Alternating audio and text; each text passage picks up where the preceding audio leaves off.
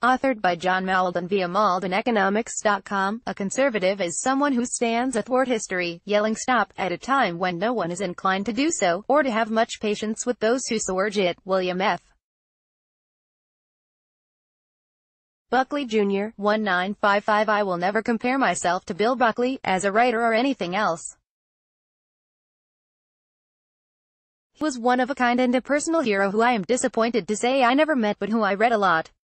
The response to my recent tariff comments gives me a small hint of how it must have felt to stand athwart history and launch the modern conservative movement. Many of you support the tariffs, and I understand your reasons. I really do. Free trade used to be a core belief of the conservative movement. Hayek, Friedman, Mises, Rothbard, and numerous other economists eloquently explained why. Several liberal economists agree. Conservative politicians spent the last few decades moving us in that direction, albeit imperfectly and with some big mistakes along the way. But few disagreed with the ideal. Let me be clear on this, I do not think the tariffs on China are going to cause a recession. But if we have a recession, that is precisely what the Democrats will say. Democrats will not run against the Fed, investor sentiment, markets, Italy, or anything else that actually causes the next recession. They will be running against Trump and everything will be his fault. It will be the Trump trade war recession. Whether or not it is true is immaterial. That is neither here nor there because a trade war with China introduces too many variables into an already difficult situation. Let's look at what is actually happening on the ground. Hoover, Smoot. Some of my contacts argue that the relatively strong U.S. economy allows the administration to take a harder line than would normally be advisable. We can ride out a trade war better than China can, the thinking goes. This only works if the U.S. economy keeps prospering long enough for the tariffs to make China bend. We can postpone a recession for another year or two if the trade war doesn't intensify and Europe holds together. Since it is intensifying, with a new round of 10% tariffs taking effect this week and more to come in January, we may not get that time. In other words, tariffs could end the conditions that justified them. Something similar happened before, during the most famous trade mistake in U.S. and global history, the 1930 Smoot-Hawley tariffs. Similar to today, the roaring 1920s saw rapid technological change, specifically automobiles and electricity. This created a farm surplus as fewer horses consumed less feed. Prices fell and farmers complained of foreign competition. Herbert Hoover promised higher tariffs in his 1928 presidential campaign. He won, and the House passed a tariff bill in May 1929. The Senate was still debating its version of the bill when the stock market crashed in October 1929. Today, we use that event to mark the Great Depression's beginning, but at the time, people didn't know they were in a depression or even a recession. Most economists expected a quick recovery. Stocks did recover quite a bit in the following months, though not back to their prior highs. So, when the Senate finally passed a tariff bill in March 1930, the thinking was not that different than we see today. They thought they could preserve and even extend the good times. But conditions worsened quickly and by 1931, unemployed men were standing in soup lines. Photo, Wikimedia Commons. In 1932, both Smoot and Hawley lost their seats as Franklin Roosevelt beat Hoover in a landslide, 57% of the popular vote. That history won't necessarily repeat this time, but it's surely not a good omen. Multiplayer game theory. John Nash, one of the world's great mathematicians, Nobel laureate, and centerpiece of the brilliant movie A Beautiful Mind, developed multiplayer game theory.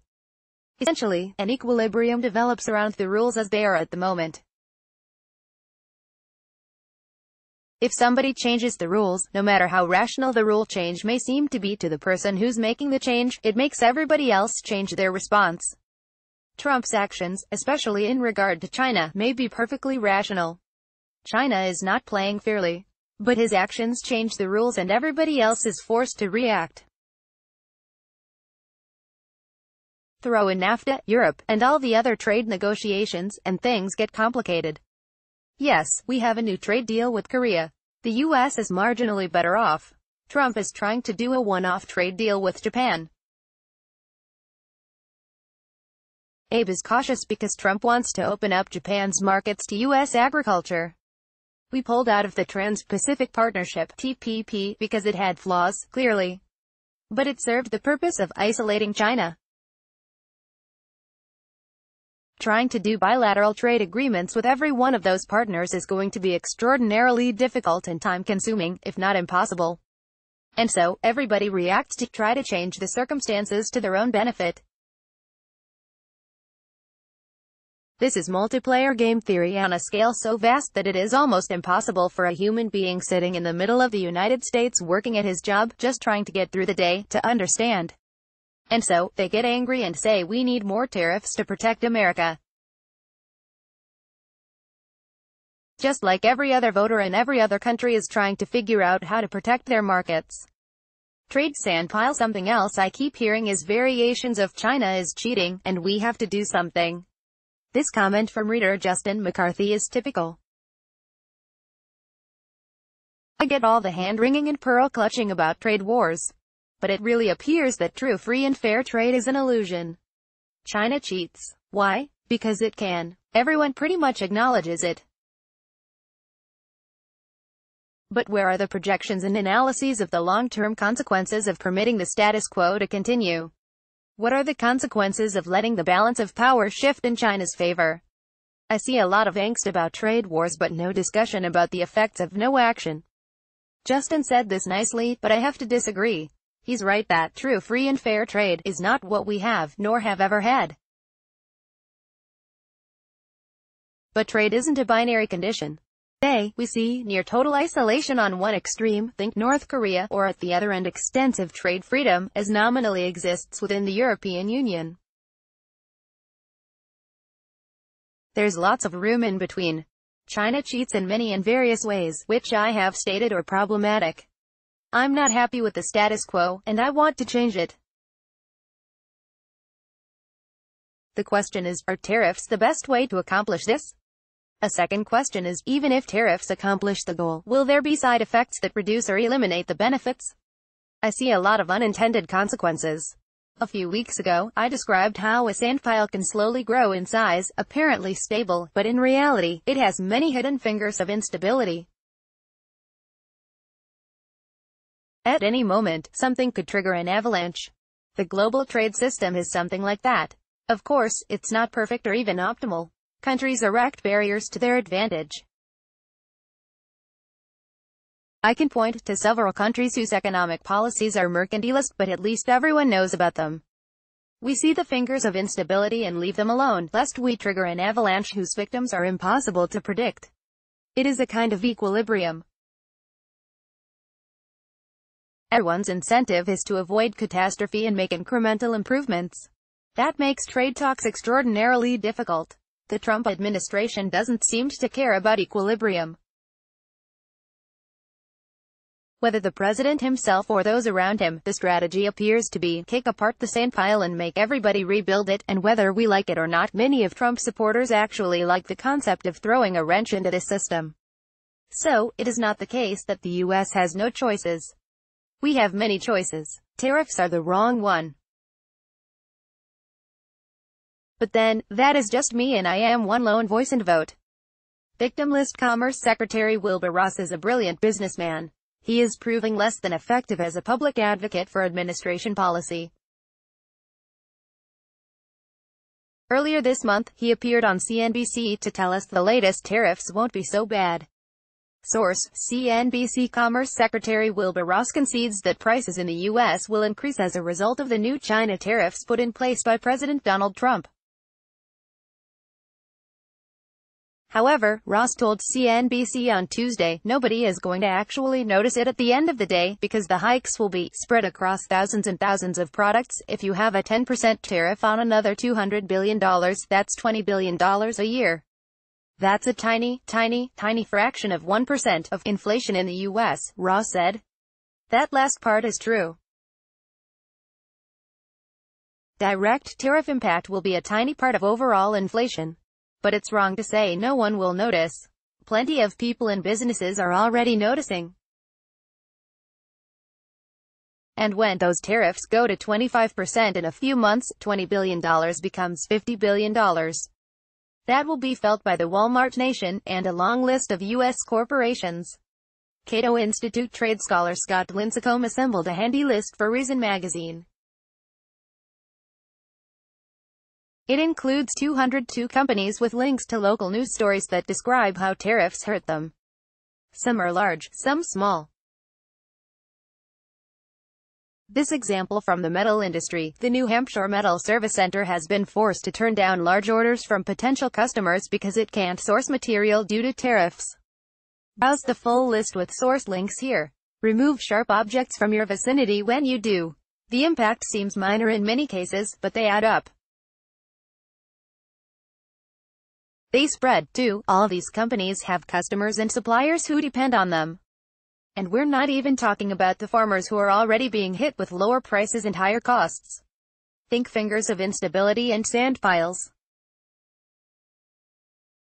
Some people say that the service sector is 85% of the economy, so tariffs can't do that much damage. Much of that service sector serves people who manufacture stuff, buy food, and go to restaurants. It's that sandpile thing again. The weirdest part is that tariffs could drive some of these companies to move production outside of the U.S. That's the opposite of what we want. We already see it with Harley-Davidson, which is going to make motorcycles for the European market in a third country, thereby avoiding the retaliatory EU tariffs that would apply were they made in the U.S. Business-wise, that's the smartest move Harley can make. But it will hurt U.S. workers, not help them. Lopsided polls now. I can argue against tariffs until I turn blue, but I doubt it will have much effect. Yes, I voted Republican and that party controls both the White House and Congress. But I now find that I am in the minority. I am literally standing athwart my party yelling, "Stop!" A recent New York Times poll found that 79% of Republicans favor tariffs. Dear gods, have we come to this? In this graph, 73% of Republicans favor both tariffs and tax cuts, while 6% oppose tax cuts and favor tariffs. I keep talking to more and more of my friends, nominally Republican, and we agree that we no longer have a party that represents us. Certainly, the Democrats don't. I've shown the data in the last few weeks that independents are an increasingly small minority. When 79% of Republicans favor tariffs, and 80% of Democrats oppose tariffs, the world has truly turned upside down. Source: New York Times. So where is this going? Barring some titanic shift in the midterms, the president will stay on course and Congress won't stop him. We should know in the next week or two what happens with NAFTA. Trump has a meeting with Xi in late November. My sources in China believe that something will happen to stall off the major effects of tariffs. But if Trump is looking for Xi to capitulate or somehow lose face, he is going to be waiting forever. Xi will use it to his favor. Further, China is growing their exports to other nations so fast that they can replace whatever they might lose to the U.S. within a few years. Trump may think that China needs us, and to some extent they do, but we need them as well. The world works much better when everybody works together. Investors in the hands of an angry market for sins. In many of my past lives, I have a seminary degree. One of the things we learned about was the First Great Awakening. The most famous sermon of that time was by Jonathan Edwards in 1741. Part of his fire and brimstone rhetoric, which today I find depressing, was the line, "God that holds you over the pit of hell, much as one holds a spider or some loathsome insect over the fire." While I do not believe that investors will fall into some fiery pit, I do believe that investors, especially those that are of the buy and hold bent, are held by a spider thread over a potentially angry market. A few quick charts and points. These first two charts are from Dr. Vikram Mancharamani, a good friend who is now teaching at Harvard. Basically, global mining stocks to the Nasdaq 100 is roughly back to where it was in 1999. If you own commodities, you've been getting your head handed to you. The second chart shows what the Source, Dr. Vikram Mancharamani. Source, Dr. Vikram Mancharamani. Technology stocks, with high P/E ratios, are driving this market. Kind of like 1999. Next up, a few charts from Sam Rines. The first is the famous dot plot. Note that the median Federal Reserve member plans to hike interest rates by 1 full percent between now and the end of 2019. It is clear that they intend to hike another 25 basis points in December. And several members have been making speeches claiming that an inverted yield curve doesn't mean anything. Evidently, Chairman Powell is of the same mind. Source, Sam Rines. Let's look at the yield curve. Notice it is getting flatter towards the higher end, and as Sam points out, there is only 3 basis points difference between the 7 and 10-year bonds. A full 1% increase would invert the yield curve. Source, Sam Rines. True story. In late 2006, I called the Federal Reserve economist who did the study, noting that the only reliable indicator out of 20 potential indicators of a future recession was an inverted yield curve. The yield curve was inverted at that time, and I asked him what that meant. I swear to God, he said, I don't think it means we will have a recession this time, and he then went on to explain why. He was wrong. In writing circles, that is known as an understatement. Duke professor Campbell Harvey had done the same study years earlier, and it was well known that an inverted yield curve has always preceded recessions in the U.S. The 7-body problem for mathematicians. It is well known that if you have 3 large objects which have gravitational impact on each other, you can determine where they have been in the past, but you cannot predict where they will be in the future. It is called the 3-body problem. We are well beyond the 3-body problem in economics. The Federal Reserve is raising rates while selling off $600 billion of treasuries annually. The ECB and Bank of Japan are reducing their quantitative easing, and the ECB may very well stop. God knows what's happening in Italy. If the dollar doesn't weaken significantly, emerging markets are in real trouble paying their debt. We are running massive deficits in the U.S. and elsewhere in the developed world, and new technologies are putting old companies at risk. I can just keep going on and on. If central banks lose what Ben Hunt calls the narrative, then it is all over but the shouting. Right now, in central banks we trust. And in my opinion, the Federal Reserve is making a massive mistake in both raising rates and reducing their balance sheets at the same time. They're going to lose control of the narrative. We're going to see quantitative easing in our future on a scale that will shock everybody. Remember that I said it. You heard it here first. We have at least a 7-body problem, and there is no way to predict what will happen. And Trump throws in the uncertainty of tariffs and a trade war with China.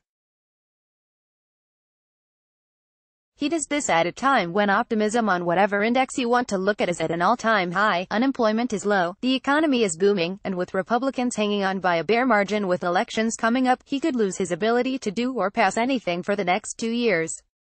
Not unlike 1929. You better have your hedges and strategy together. There is no reason for the U.S. to go into recession unless a trade war begins to really impact the economy. It doesn't have to impact a lot in order for future expansion plans by businesses to be impacted. I am getting nervous. Asterisk, asterisk, asterisk, like what you're reading? Subscribe now and receive the full version of John Mauldin's thoughts from the front line delivered to your inbox each week. Subscribe now. Save 33% on John Mauldin's Over My Shoulder now.